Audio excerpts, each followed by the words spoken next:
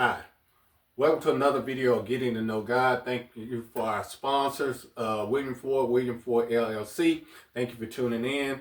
This is a continuing video about communication. You may want to go back and watch our other videos, our previous videos about how to set the standard and how to set the standard for how often you communicate and how to communicate. The previous video was on your target audience, how you can't communicate to everybody in the same form and fashion. And so we just want to take a little bit deeper, and this is part 2 of the communication side of the video. And we just want to talk about how to communicate, and not just with your spouse, even though that's going to be mainly what we focus on, but how to communicate with your father, how to communicate with your mother, how to communicate with your children. So in our video, of course, today we have some helpers already in place. This is John, this is Jane. They're both doing well, they're independent, they don't necessarily need each other. Unlike a mother-child or relationship or father-child relationship. So everybody is independent of each other. And currently, there's a gap between them.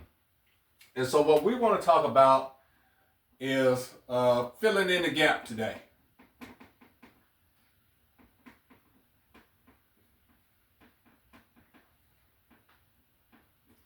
So anytime there's two people and they're attempting to communicate, we talked about on the last video, that communication is not just sending, but the ability to receive information, and how we do well at sending, but we need to work on our ability to receive.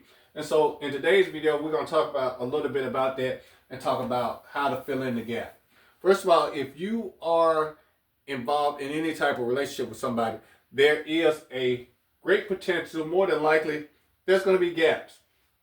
And so those gaps is what we're really trying to avoid. So let's talk about John for a minute. We'll start with John. John is trying to bridge the gap, and that's why they call it a communication gap. And so John is, in the beginning, he's doing his part. John may say a word or two. He may say another word or two. He may have a good day, and I make his line longer. He had a lot to say on that day. Then he says something else, and something in between thing, and then something else. So that's John's contribution to fill in the gap. So Jane,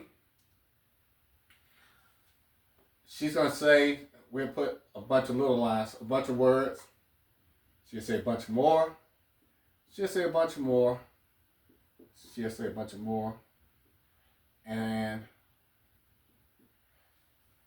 okay. And so that's James.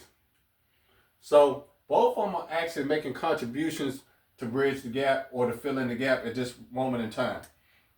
But let's just say that John has a bad week or have a bad day or whatever, bad month. And we're going to erase what John has said. And one of the first things I just said in the beginning, something always is going to fill the gap. So John's going to be quiet, and Jane's going to fill in the gap. Jane fills in the gap.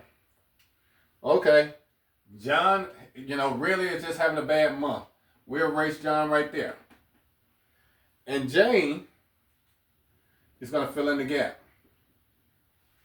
And so, in an ideal situation, it would be both of them making contributions, but nevertheless, this still can be a healthy relationship because there's no communication gaps, regardless. The problem comes in is when Jane withdraws. And then you have a gap. And so when Jane shuts down and John shut down, and Jane may still be verbal or very vocal, but she still can actually be withdrawn or shut down. And so what happens is, when there's a communication gap, there's always going to be something to fill this void. There's never nothing here. I know it's empty space right here, but in real life, what you will have is, when you think there's an empty space, you have bitterness that'll come in. You'll have anger. Also, there's things that can fill the gap. You'll have hobbies. Maybe drinking.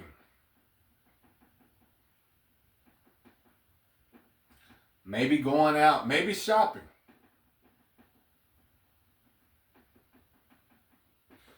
Maybe people. Maybe somebody else. Maybe if John don't want to talk to Jane, Jane finds somebody else to talk to. Jane don't want to talk to John, John finds somebody else to talk to. But there's a clear and present danger to have gaps in your relationship. And that's my main point. Is that whenever there's gaps in your relationship, something's gonna fill that gap. And so oftentimes when I talk to people and I try and help people, I counsel people, I tell them I can figure out what's going on within the first 10, 15 minutes as to where their relationship is. Because the goal is to have a relationship with no communication gaps. But within the first 10 minutes, I can know where the gaps are. And I also can tell you what you filled your relationship with the gap. I can tell you what you've actually inserted in there. And one of the things that I find in Christian couples is that what we try to fill the gap with is church and God. Now, most of the times, this will be a good thing in any other situation, but here's the trouble with filling the gap with church and God. So when John tries to fill the relationship with church and God, it fixes his communication gap with God, but it does very little to fix the gap with Jane. John has strong communication with God, and God can and will reveal things that John can do to kind of bridge the gap with Jane. But ultimately, until John fills in those spaces with Jane, it's really not going to work. He still has a responsibility to go back and close the gap. And so sometimes we become super spiritual and we think that we can fill the gap with God. And that's not what God intended. God intended for us to have a good relationship with Him and with the people around us. And we can't bypass one or the other. I can have great communication with God, but I'm not speaking to Jane. I can have great communication with God, and I'm not speaking to my children. So at the end of the day, you have to have great communication with one another and not just with God.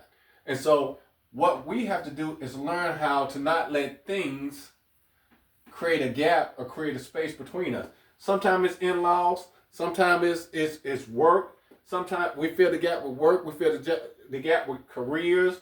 We fill the gap with vacations. But whatever it may be, the ultimate goal is to make sure that you don't have a gap. Even though these people were good by themselves, but at the end of the day, if you're going to have a relationship with one another, you have to fill the gap, and not just fill the gap with things. You have to fill the gap with what God intended for it to be filled with. Hope this video helps and bless somebody. See you on the next video.